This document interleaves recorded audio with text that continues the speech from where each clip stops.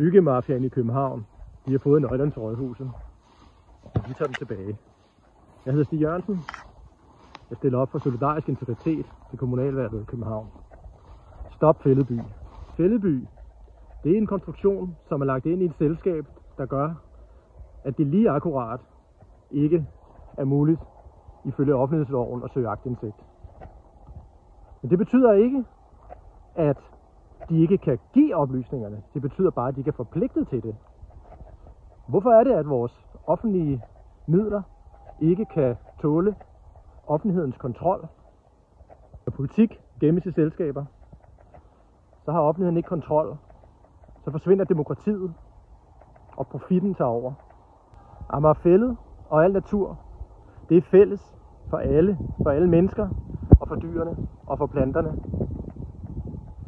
Det er sådan en mærkelig kapitalistisk idé, at nogen med kapital for øje kan tage fællesskabets ressourcer og bruge dem til profit for et mindretal. Det er det, vi ser på Amagerfælled.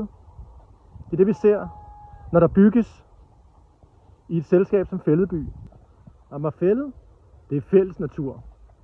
Det skal ikke bygges væk for at dække en metrogæld eller noget som helst anden gæld.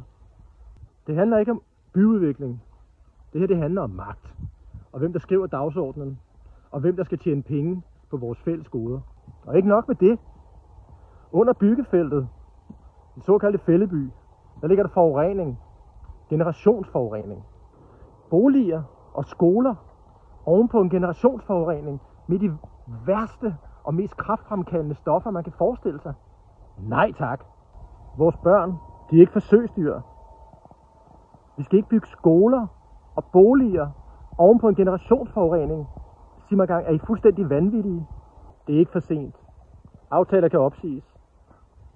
Påbegyndte byggerier kan rives ned. Naturen kan reetableres. Jeg går til valg på, at Fælleby skal fuldstændig fjernes, og naturen skal reetableres.